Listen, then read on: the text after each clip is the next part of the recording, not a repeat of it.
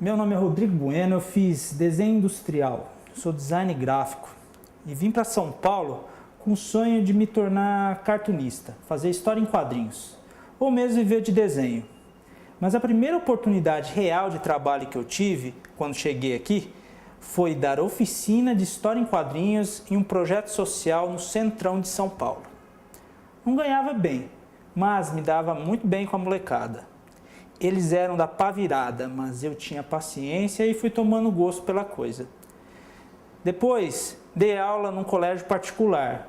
Pude notar várias diferenças, mas no fim, era tudo ser humano crescendo, tendo os conflitos muito parecidos.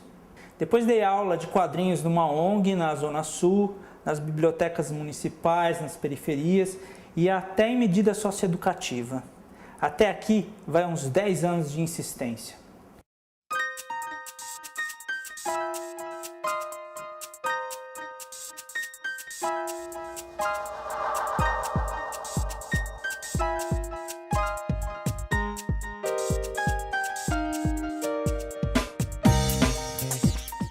Então eu virei educador social. As aulas de história em quadrinhos aconteciam sempre no contraturno da escola, para complementar a agenda de atividades. Uma aula mesmo, onde se desenvolvia letramento, alfabetização. Nessa fase eu tive muitos erros e alguns acertos.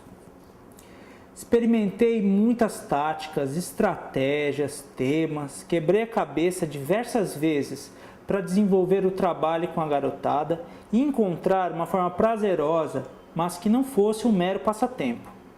Uma atividade em que a turma pudesse encontrar sentido, que eles pudessem se sentir felizes em se apropriar da linguagem dos quadrinhos. E, principalmente, desvincular aquela ideia de dom que elege poucos habilidosos que conseguem desenhar, escrever, criar. As convenções que quase todo mundo conhece intuitivamente. Estou falando das noções de personagem, enquadramento, tipos diferentes de balões de fala, pensamentos, onomatopeias. Essas convenções básicas que eu vou falar um pouco melhor daqui a pouco. Quero contar primeiro sobre os resultados, as histórias em quadrinhos que essa molecada produziu. É um resultado singelo, não tem nenhum desenho impressionante, nenhuma narrativa muito sofisticada, complexa. Mas, se a gente olha atentamente, dá para ver um monte de coisa bonita. A vida interna e externa da meninada, as fantasias e realidades sociais representadas através do desenho e da escrita. Tudo muito sutil e simples. Tudo isso representado de uma forma bem autêntica, criativa, única e individual. Essas histórias, depois de prontas, me ajudaram a compreendê-los melhor, gostar mais deles, como se eu tivesse mais intimidade. É claro, eu participava de um processo muito intenso de criação, onde eles me contavam coisas escrevendo e desenhando. Eu ali só encorajava, dava dicas. Isso parecia muito pouco, mas era o suficiente.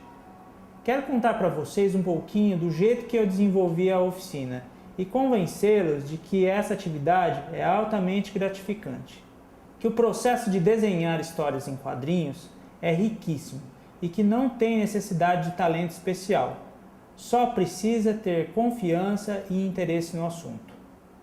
É sério, e tem mais, por saber desenhar, muitas vezes acabei inibindo meus alunos, e os mais práticos sempre insistiam para que eu desenhasse para eles. Eu não podia fingir que não sabia, mas se eu realmente não soubesse, talvez seria mais fácil. Bem, essa é a minha opinião que eu tenho a partir da minha experiência. Tudo que eu vou contar para vocês vem da minha experiência pessoal e prática, dos erros e acertos. Não tem regra absoluta nem fórmula pronta. A ideia é que vocês possam se inspirar e que possam criar outras aulas e usar alguma ideia que eu vou dar aqui para vocês.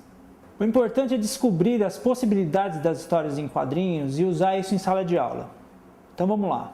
Tem gente que abrevia o nome História em Quadrinhos e diz HQ. Se vocês ouvirem essa abreviação, HQ, é isso mesmo, História em Quadrinhos. Bom, de acordo com essa história em quadrinhos é uma linguagem, um jeito de pensar, onde todas as cenas, lado a lado, pedem ao leitor que complete os espaços em branco, concluindo a ideia do autor. Vou dar um exemplo. Você vai pular sem capacete? Prefiro meu chapéu. Não fui eu que derrubei ele do cavalo, foram vocês. Eu mostrei um antes e um depois e vocês concluíram que ele caiu. Mas está muito dramático essa situação. Eu vou alterar o curso da história. Um destino menos trágico, né? Em vez dele ficar paraplégico, ele só machuca a cabeça. Que legal, eu sou o senhor da história, eu posso alterar o destino dos personagens, isso é muito legal. E se eu quiser, eu posso até incumpridar a história.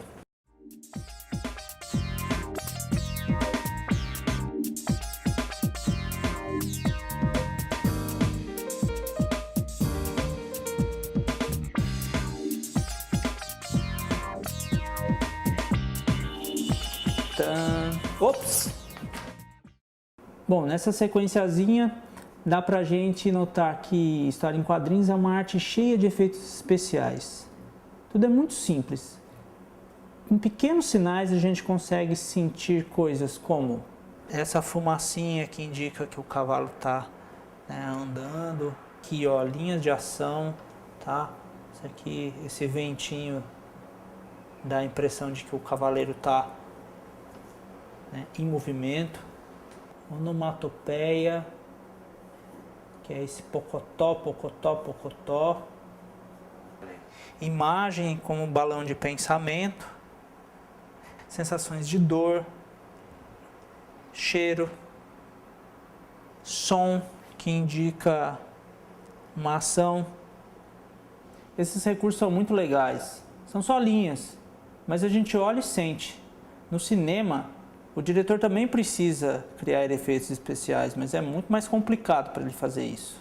Um dos grandes autores de quadrinhos se chamava Will Eisner, e ele chamava a história em quadrinhos de arte sequencial. Na verdade, o Will Eisner chamava os quadrinhos de comics, porque ele era norte-americano. Em português de Portugal, ele diria banda desenhada. Em italiano, fumetti. E no Japão, ele diria mangá. No mundo inteiro existe história em quadrinhos. Muda o nome, o idioma, mas o princípio é o mesmo. Essa linguagem tão direta e envolvente. Então quer dizer que tudo isso tem uma origem em comum?